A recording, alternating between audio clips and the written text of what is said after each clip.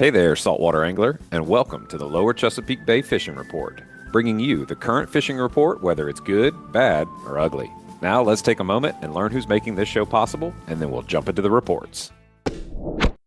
Pure flat slick lures are tried, true, and guide approved. Slick lures catch big speckled trout, redfish, flounder, and more. You can cast them a mile, and they produce a highly erratic bait fish imitation with a twitching retrieve. The tournament-winning slick has helped many anglers set personal best records. Whether you're fishing the OG slick, the smaller profile slick junior, or the versatile little slick, one is sure to find that unforgettable thump we're all after. Visit your local tackle retailer or pureflats.com for your favorite color and rigging combination. Go sling some slicks today. You can't catch them on the sofa. Listen up. AFTCO has a promotional gift for all Great Days Outdoors Podcast Network listeners. They're now offering a camo sunglasses cleaner cloth with any purchase of AFTCO products.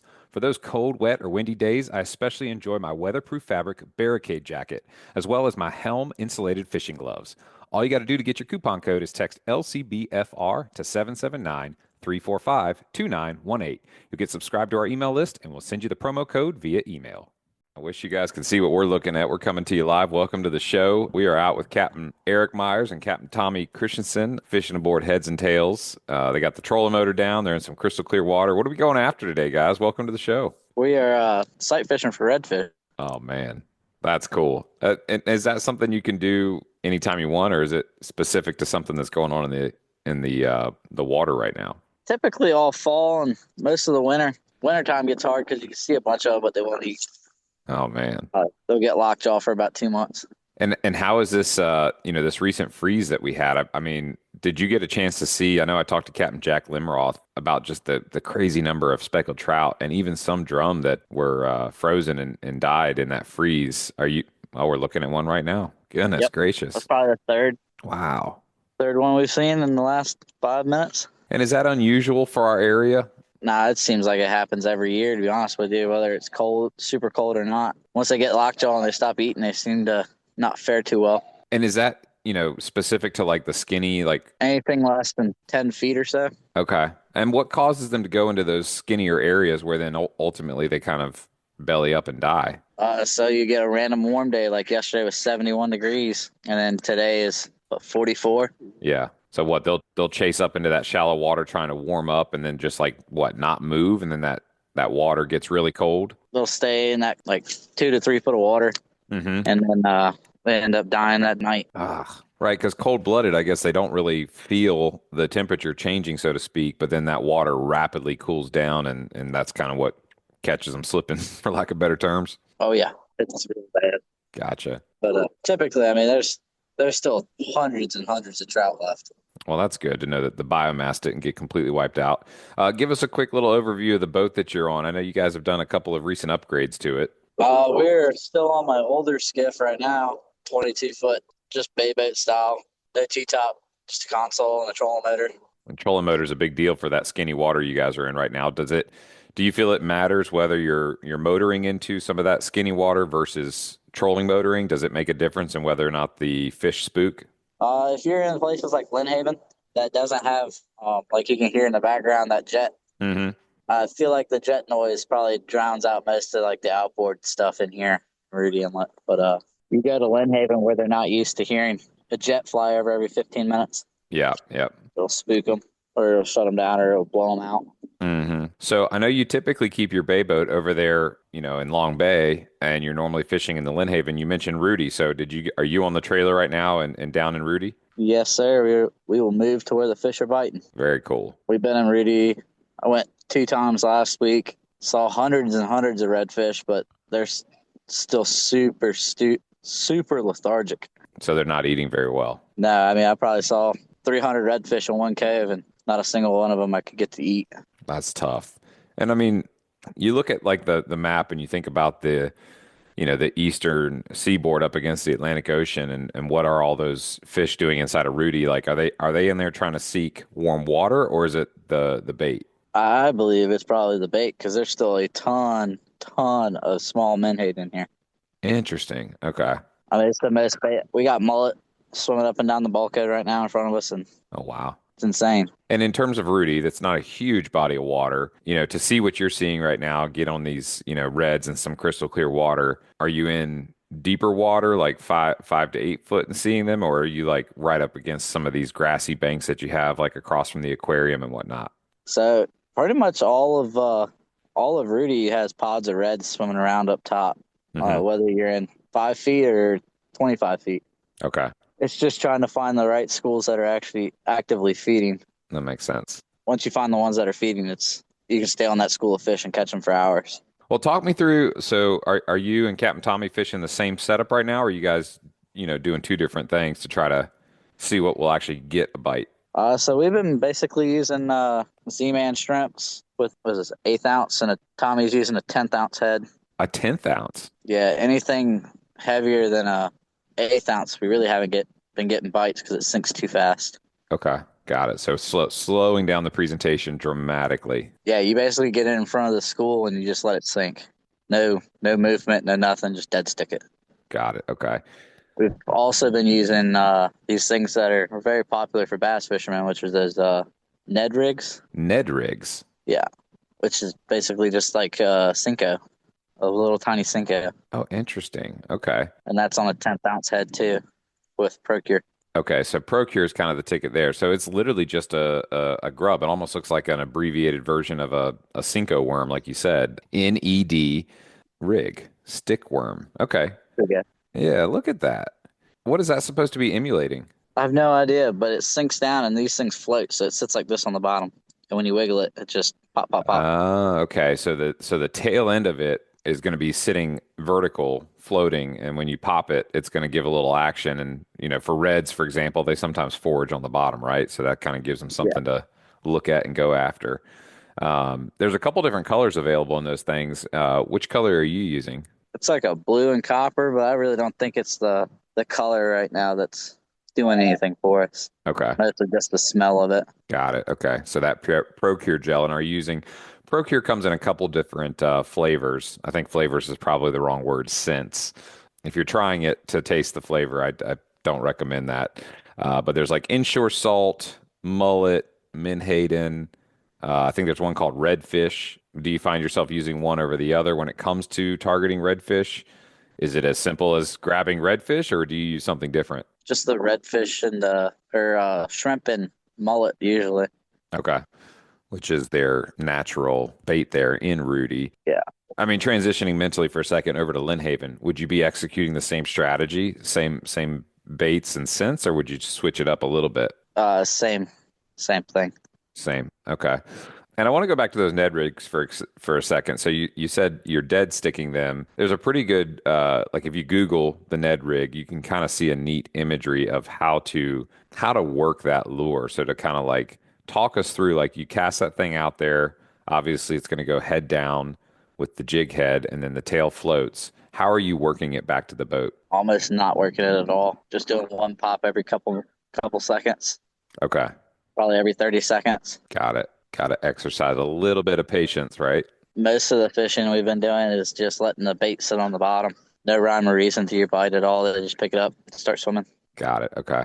Is it making it hard to know when to, grab a hook set? Like, are you looking at line on the water and watching it jump, or are you actually paying attention to your rod tip? Like, where are you getting the sort of, sensory input to know that, okay, it's time to swing, fish is there? We're actually, most of the time that we're fishing, we can see the fish eat it. But if you're not in that shallow of water or that clear water, you can watch the line on the surface with the braid. It floats. Got it. So you can watch the braid jump. And when it jumps, that's when you set the hook. Got it. Okay.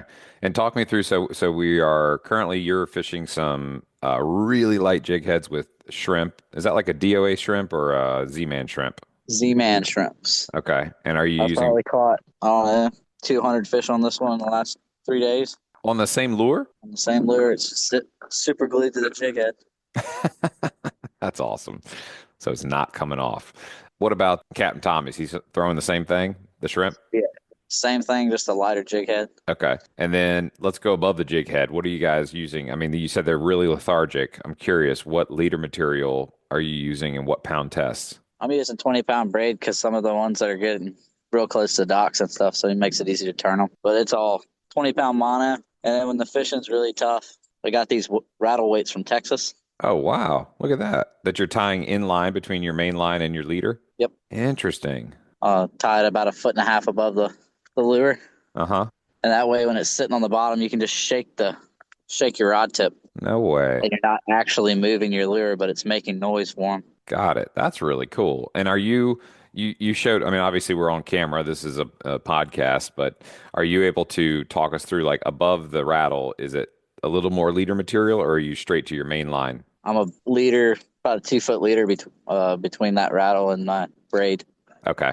Got it. So, and between the mono or the fluoro for this type of fishing, does it really matter much or no? Honestly, this type of fishing, these fish really aren't skittish of anything. Like I'm running over a school of probably 300 mullet right now that are 3 to 6 pounds. Oh, wow. Throw the cast net. Go shrimping. Definitely not. If Captain Matt Maldwin was on the boat, he'd be shrimping right now. You know he would be. He'd probably be getting his mullet. Oh, Florida man, they like these mullet. That's a fact. Speaking of Captain Matt Maldwin, he told me the other day that El Jefe, the boss, they had such a good time up here cobia fishing that they're planning a little bit more of an extended stay next year to really get after them and hopefully on some better weather days. 'Cause the days we went out were just in your face. What are you talking about, man? 6 foot on a 60-foot sport fish is fine. 68 foot. But yes, you're correct. Yeah. Just a little sketchy, up on the bow. If first mate Adam's listening, he probably would say he'd prefer 2 foot or less, so he's not falling off into the water like he did again. But anyways, so back to the back to the red fishing. So you've got this rattle tied in line. Above that, you've got about 20-pound braid. What type of rod are we using, rod and reel for this type? I actually prefer to throw a bait caster this time of year, just because it's easier for me to pitch and cast accurately. Mm-hmm. Because when you're on these pods of fish, you got to get it right in front of them without much advance notice. Got it. It's also nice, I would say. So I don't have to deal with flipping a bail and right. Nothing like that. It's just press a button, cast. Yeah, and I was going to say this time of year, when it was 70 degrees yesterday and now it's 40 something degrees today, it's a little easier, in my opinion, to use a bait caster wearing some light gloves. Like my Aftco gloves are great for wintertime fishing because they're thin. You still have full, dexterity and whatnot. But with a bait caster, it's a little bit easier to wear gloves and fish as opposed to a spinning reel. Sounds like you guys are seeing another little group of fish. Swing, miss. Yeah. Oh, no. So these redfish, I mean, do you think they're going to be in there for, several more weeks, months? Is this something we can plan to book a trip and get in there, or is this just a finite period? So this time of year, I mean, it just depends on what we Tommy's got probably a 30-inch fish trying to eat his jig right now. And you're watching this, happen. Watching it. This is torture for those listening. It's like they want to be there so bad right now. Oh, we're about to get the polarized view through the Costa sunglasses of Captain Tommy working this. Did he catch him? Oh man! Did you miss? Yeah. Torture. Oh, like I said, they're so lethargic. They'll miss it on the first try, and then after one shot, they pretty much don't try it again. So I was watching him. He had the rod pointed down at the water and was watching intently. Did I see him? Did you actually swing, Tommy, or did you just reel it down tight? I just swung. He swung. I just swung. I mean, he was looking at it, and I was hoping I could maybe just do a little more action, but for the fish. But they're so, we're just staring at all these fish, just looking at all of our stuff right now, and just I mean, here's a nice little trout right. Here's a 20-inch trout right here, just swimming right by you. Look at that. Can you see him? Yeah. It's crazy how clear the water is. So, I mean, what makes the water so clear right now? It's just the lack of like algae and stuff in the water that you get in the summertime. Mm-hmm. Tommy, that fish ain't gonna eat. I know. It's funny because like the trout, no matter what you do this time of year, are not gonna eat after a freeze like that. Right. Is it what's the water temperature right now? Is that why the algae doesn't grow? Is because the temperature drops to a certain point where it just can't live? Yeah. It's anything below 50, I want to say 50. Mm-hmm. You'll notice that the water will typically get cleaner. Okay. And then we also have all those really, really low tides, so it really flushes the water out of here. Okay. So you get a lot of just straight cleaner bay water, cleaner ocean water. Got it. what's the actual temp on your fish finder right now for the water? What we got there? 44. 44. 44. Okay. Yeah. Quick Google searches here basically saying that once it gets down in that range, the algae actually goes dormant. So I guess that's a little bit different than sort of dying. So maybe it's just like all kind of falling to the bottom as like basically dormant sediment instead of actively moving around in the water. That sounds more like it. I just know that it's not actively high up in the water, making it cloudy like typical summer days. Mm-hmm. But I mean, that's why this time of the year is so just awesome. I mean, look at those redfish tailing up there, Tommy.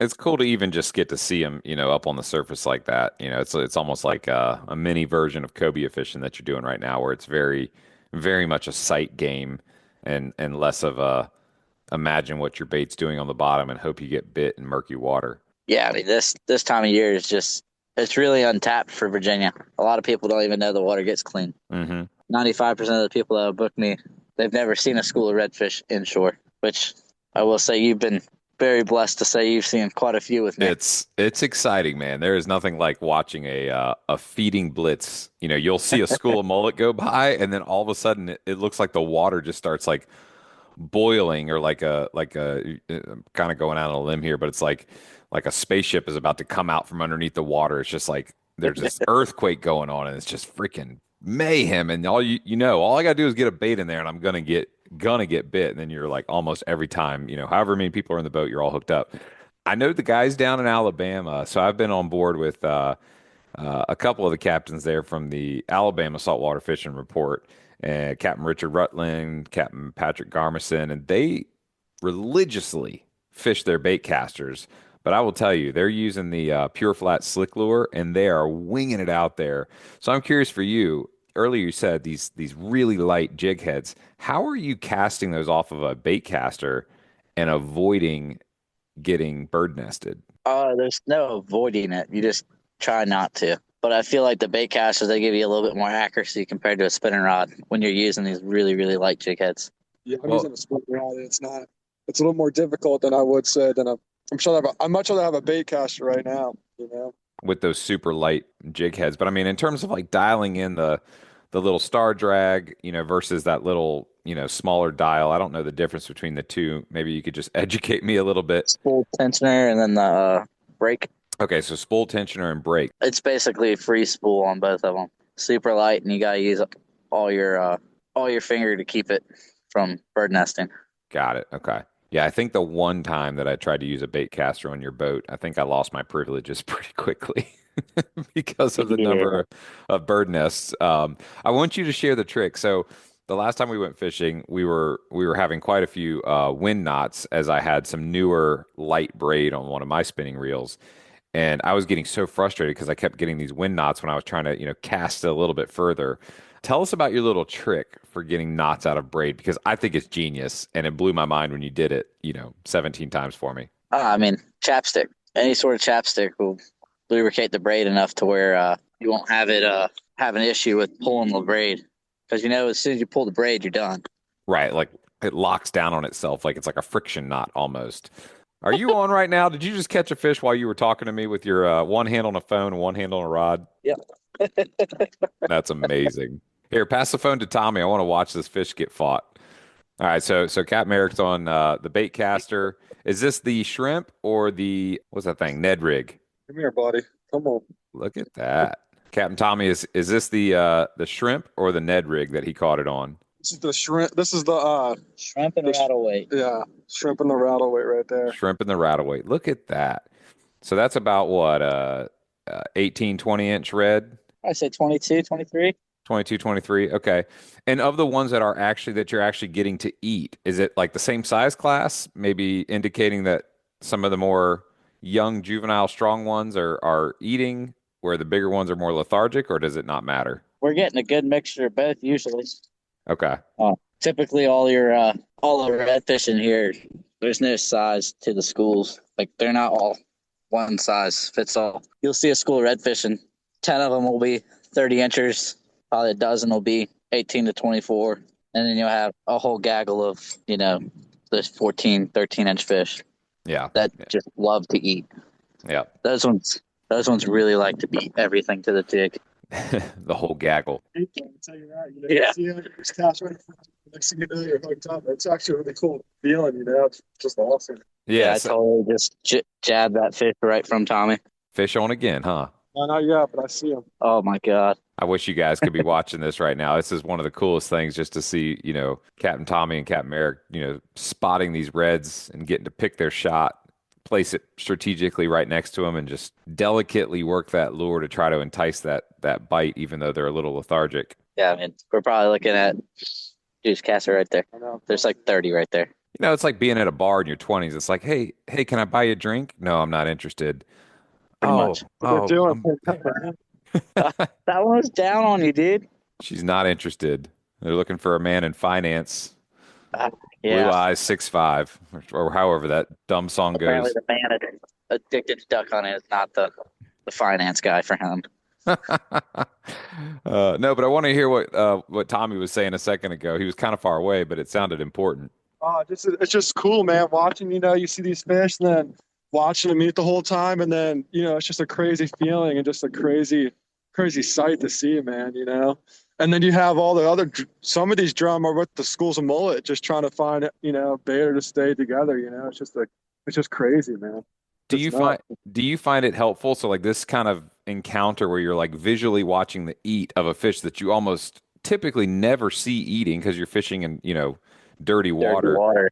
Do you find that like this experience of like watching and kind of building that muscle memory of like the eat, the set, etc. Like Yeah, once you figure out which way to twitch it that triggers them to eat, you can really carry it through the whole season on pretty much every other body of water. Yeah, that's really cool. Good information there to glean as far as like if you get the chance to get out there with Captain Eric and do this, you can take away these kind of nuggets and muscle memories to use, all year round when you're targeting, puppy drum or speckled trout. So that's really cool. Are there any other species that you're targeting right now in Rudy or Lynnhaven, or is it primarily reds and specks right now? It's really not even specks. We're just fishing for either reds or reds. I mean, you can see the specks, but they don't want to eat. Yeah. Got it. None of the specks are actually going to actively feed right now. And just too cold, too lethargic. They're too cold. Every one of the specks we've seen are super fat. They don't need to eat, so they're not going to eat.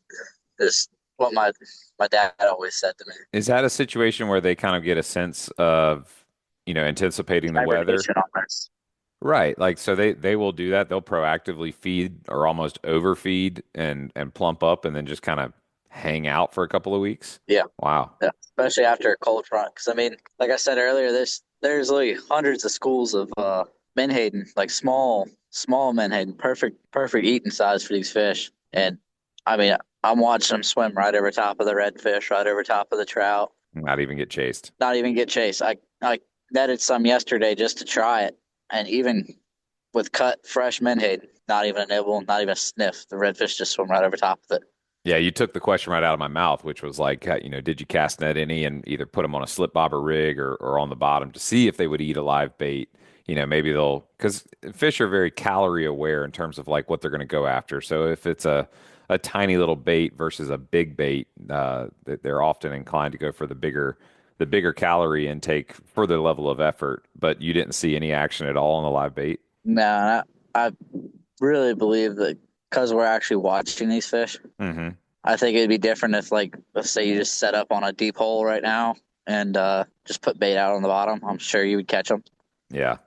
Because those fish are just sitting in that deep hole. They're not moving. They're not actively swimming around. Got it. That makes sense. Well, I want to take a quick break and hear a couple of words from some of our sponsors that support the show to make this content free for our listeners each week. And then I want to come back and ask you a couple more questions. Would your insurance cover an air ambulance in a medical emergency? The fact is, insurance doesn't cover the full cost of medical flights, leaving you and your loved ones at financial risk.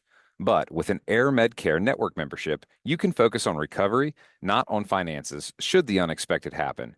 They take care of everything with no costs for flights, only when flown by one of their providers. Membership covers your full household and starts at $99 a year. Visit gdo.deals/airmedcare to enroll. All right, so welcome back. So we've been fishing for redfish, staring at speckled trout that are, the atypical, not interested in anything you have to offer. It's cold. It's the beginning of February. I know that we've got a couple of things that just changed in terms of the season. So, are you guys on Heads and Tails additionally targeting or still chasing the bluefin tuna at all, or is that kind of off the table? We'll probably give her another go around May. Last year, a good buddy of mine, Austin McDonald, and we ran a couple sea bass trips together, and we actually had bluefins blowing around the boat the whole day. Oh, So wow. I told myself I'm going to try again in May, and it's just a little investigation troll, go sea bass fish, maybe try for a bluefin. Just to see if they're still lingering. I know of a boat that caught a couple very small ones out by the triple zeros 2 days ago. So it makes you wonder if they're, running vertically, like north to south, chasing that warm water line, or if perhaps they're just migrating even further east towards that Gulf Stream. Any opinions on that in terms of like what their migration pattern might look like? I know for these smaller ones, I don't think there's really a pattern at all. They're just wherever they find food, they just hang out. I know a lot of them, a lot of the bigger ones, the big school size, or not school size, but the big ones, they come from either up north or over from Spain. Spain. They'll come all the way across the Atlantic? Yeah, they're Mediterranean fish. Oh, wow. How do you know? Do they have like an accent? No, I know there was one caught a couple weeks ago that was tagged in Spain, Wow. and that That's was caught in incredible. North Carolina. I know we used to try bluefin fishing down off of like Fort Lauderdale, West Palm Beach area. Hmm. Uh, a lot of those fish came from the Mediterranean. Gotcha. And that's really cool to hear. I mean, I'm looking at Hilton's real-time navigator right now, just kind of looking at today's water shot, just to kind of get a feel for, where that water break is. And there's kind of an interesting pocket, just around the fingers where, the water temperature bounces from like 46, 47 on up to 49. And then, of course, you go a little southeast of there and you get into that, edge of the Gulf Stream where it's 65 degrees. So, any thoughts on that in terms of like targeting an area where you think that there might be enough of a temp break where some bait would be stacked up and use that as a strategy to get located? I mean, anywhere you find the warmer water is typically pretty good. Gotcha. Yeah. There's no real telling this time of year for what you'll get. Right. And then of course down towards, the Outer Banks, you see where that warm water line cuts in really, really hard. I know those guys on Speechless and some others have been down there, very successful every single day, but I don't think it doesn't look like they're having to run very far to get to that nice warm water line. And in terms of sea bass or maybe the opportunity to run into some yellowfin or some other species or even tautogs, are you guys going to be doing any trips like that throughout February? I don't think we'll be doing much. We're going to be doing some boat work and trying to get the new boat ready for this summer. And new boat. What's this new boat going to be? 27-foot skiff, Woo! large. That But is a now large skiff. it's nice to have a contingency plan in the same operation. As much as I do, we got blown out pretty much every day this summer. Right. A lot of my trips have 4 or 5 people, and you can't really fish 4 or 5 people on an inshore trip. If they came all this way and the weather changed, Yeah. it's nice to have a little contingency plan to be like, hey, I know you drove all the way down here. If you still want to fish, we can go do this for a different price. Mm-hmm. And it's just a nice thing to have in the back pocket. Right. And will that be something that you use for inshore to be able to host more people comfortably doing those inshore trips, or will you take that boat out into the bay too? We'll probably be taking it into the bay to do some like sheep's head fishing, Hmm. evening drum trips around the islands. Right, right. That's a perfect platform for that. I'm assuming you'll have a trolling motor on it. Yeah, we're gonna have it rigged up with a trolling motor and a power pole. Very cool. It'll be great. Drafts like 5 inches of water with Yeah. 4 people. But And so we in can terms do it. of the trolling motor setup, are you going to be using lithium batteries or regular lead acid? We'll probably be using the lithium batteries. Okay, very cool. Okay. Definitely want Some to little- go over there to Interstate Batteries and talk with Brandon Lewis to look at a couple of options there for you to get the voltage you want and this, that, and the other. And it's certainly a trade-off in terms of weight. I think the lithium batteries are like a tenth of the weight of your lead acids. Do you have any insights yet on whether the length of how long they last and the way that they kind of burn down and contrast to a traditional battery? Like, what are the features that you're most excited about for that lithium? The biggest thing for me is the fact that it runs 100% till it dies. Mm, Also, another bad thing is it runs 100% till it dies. So there's no real like, oh, the trolling motor's getting slower. It's just like, oh, the trolling motor just shut off, dead. right, right. Yeah, that's definitely a positive. And then the weight factor too, that's huge. So, well, cool. 27-foot skiff coming soon. Are you going to get rid of the bay boat and that a billion hour Suzuki, or are you going to hang on to it? Hang on a second, we got a jet flying over. Oh, gotcha. That's the sound of freedom for those that don't know. Down in, well, really Rudy, or even like if you're in Lynnhaven, down close to like the yacht club or Laskin Road, you're very likely to hear what's going on down there at that end of the runway off Oceana. Those jets do their takeoffs and landings and their practice runs almost daily, and it's definitely deafening. If you've never heard it, it is deafening. Yeah, you definitely have to pause your conversation. Yep, absolutely.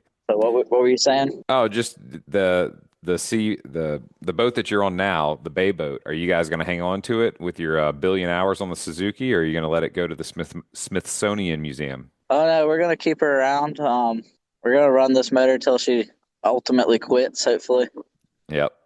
poor thing only has 11,000 hours on it. That's that's a remarkable amount, and especially considering that obviously you do a little bit of maintenance here and there and whatnot, but running a charter is not easy on a motor by any stretch of the imagination, and just how bulletproof that thing has been for you, knock on wood, is truly a testament to that Suzuki. What's it, 175? Yep, the old 175.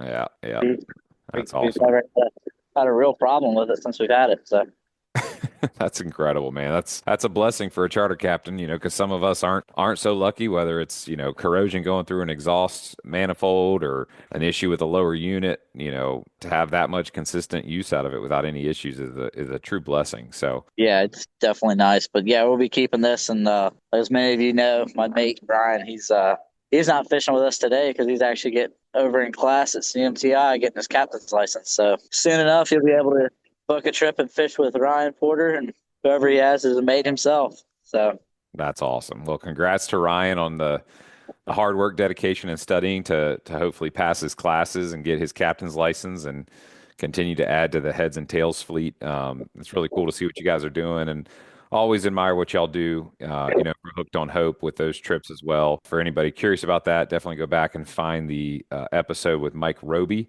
from Hooked on Hope, where he talks a little bit about how that organization raises money as a nonprofit to pay guys like, Cap Merrick and others to take folks on trips who are currently dealing with pediatric cancer. It's truly a remarkable program that gives folks a chance to escape the challenging time they're in and go get hooked and have a little bit of fun. So sea bass season, we're going to be getting out there on the Contender. You guys going to be running some sea bass trips? not till May. Not till May.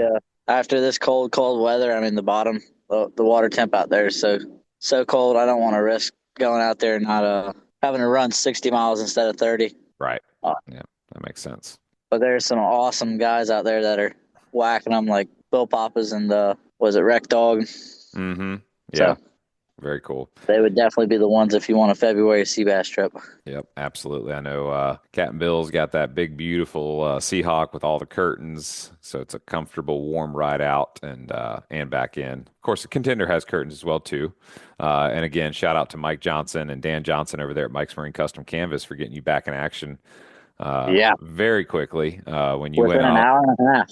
That's amazing. Yeah, Dan is the man. He's if you ever get a chance to go over there and meet those guys, it's worth taking a peek behind the curtain, pun intended, to see how they do what they do. They've got all kinds of neat 3D printed tools that they've manufactured themselves, innovations in their space to do what they do efficiently, to be able to build high quality stuff that lasts forever. And if you get a chance to talk to Mike, he'll tell you some incredible stories about where their curtains have protected folks in like life threatening situations. Amazing stuff. So, well, Captain Merrick, Captain Tommy, thanks guys for hopping in and letting me intrude on your fishing trip and get a report from you. No problem, buddy. Absolutely. Folks want to get up with you and get out there to do any of the above that we talked about, what's the best way for them to contact Heads and Tails and get booked on an upcoming trip? You can go to either my Facebook or Instagram page, or you can book me through the Valley Pro account. I'm sure going to be somewhere in your notes there, and Absolutely. or they can give me a call or text. We're pretty easy to get a hold of. Absolutely. And what's that phone number for them? 757-573-9569. Awesome. All right. Well, y'all stay warm out there. Hopefully, you get a chance to go squeeze over to like Big Sam's or something and get some hot food. That would probably make your day a little more complete. And maybe once this weather kind of warms up throughout the day, they'll get a little bit more active. So let me know how y'all do. All right. All right, I will. All right. Y'all have fun, folks. That's going to wrap up a really cool segment talking with Captain Eric and Captain Tommy chasing some redfish. Y'all stick around for a word from our sponsors, and we'll be right back with the What Did You Learn? Sam Rust Seafood, your locally trusted source for premium wholesale seafood. Servicing customers from Hampton Roads down through the Outer Banks, Richmond, and surrounding areas, including Fredericksburg, Charlottesville, and Lynchburg, for over 80 years. Committed to the highest standards in the industry, Sam Rust distributes the best of the ocean directly to your restaurant, hotel, or grocery store on time and at a great price. Visit samrust.com to discover how quality, tradition, and sustainability come together. So don't cuss, call Sam Rust. It's time we talked about catching some serious savings. Imagine harnessing the power of the sun to cut your energy bills and having a roof that's built to last. Convert Solar and Roofing specializes in top-notch solar installations and durable roofing solutions that stand up to the toughest elements. Their solar panels are designed to maximize efficiency, and their roofs are built with premium materials to ensure long-lasting protection. Whether you're out on the water or at home, their expert team ensures you're covered. As fellow anglers in the Lower Chesapeake Bay, the team at Convert Solar and Roofing cares about both sustainable living and sustainable fishing. So reel in those savings today and visit www.convert-solar.com or call 757-44-SOLAR. Make your energy and roof as reliable as your favorite fishing lure. Call Convert Solar and Roofing today. Hooked on fishing? Then you're part of the local community that Long Bay Point Bait and Tackle cares about serving and giving back to, providing you with the right selection for each season's target species. They're your one-stop shop to gear up with the best bait, tackle, and insider tips to catch your next trophy fish. You can fuel up right out front on the water and then chat with the crew inside for hot tips on where they're biting. So swing by today. Long Bay Point Bait and Tackle, where your fishing adventures start and finish with your trophy catch on their scales. Hey guys, welcome to What Did You Learn? I really enjoy every chance I get to talk with Captain Eric Myers. He, to me, is kind of like the, sort of Albert Einstein of fishing. He's always innovating something. He's always got a crazy idea. It's like the conditions change, the fish are lethargic, and he's always finding a way to innovate, go into like, hey, let's go use some bass stuff and use that to catch a drum. He's not afraid to go outside of the box and try until he finds something that works. So I especially enjoyed picking up that tip about those Ned rig jig heads and the way that those work. It's basically like a bass fishing lure that's got that little Cinco, like 3-4 inch Cinco on it. And I would definitely encourage you guys to go check that out, the Ned rig. There's some pictures about how to use it. And I think the presentation of it is perfect, like he was describing, for these cold water temps when these fish are a little bit slower and more lethargic. So definitely give that a look. It's a really neat little lure and can be helpful, like he was talking about, to get some hookups when the water's clear and the fish are slow. The other thing was just, how light he's going on jig heads, going down to a 1/10 ounce jig head. That's a big deal in terms of just things that I wouldn't think about or even consider doing, just because it's like, well, that's so lightweight. Could you really even cast it or use it?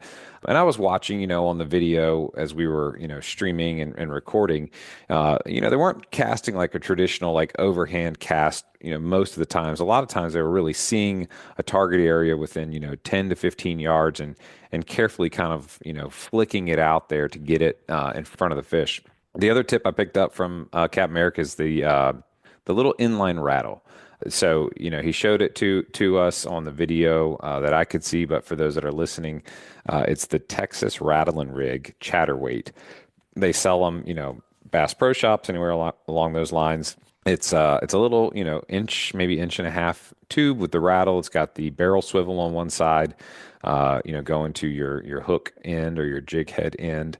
and then it's got a gold reflective paper around it, which again, just cool to see how he's like, you know what's another way that I could entice a fish to come check out what's in the area, so you might have your bait, down on the bottom, and then that inline rattle, a foot or so above, attracting the fish there, and then the fish gets within, eyesight distance, and then boom, there's something that, looks like what he wants to eat, and bang-a-rang, you got a hookup. So at any rate, always a pleasure. Definitely check Captain Eric out as an option to get out there during some of these cold months and do some inshore fishing. Guys, I think, what's his name? Puxatawny Phil saw his shadow or didn't see a shadow, whichever it is that implies 6 more weeks of winter.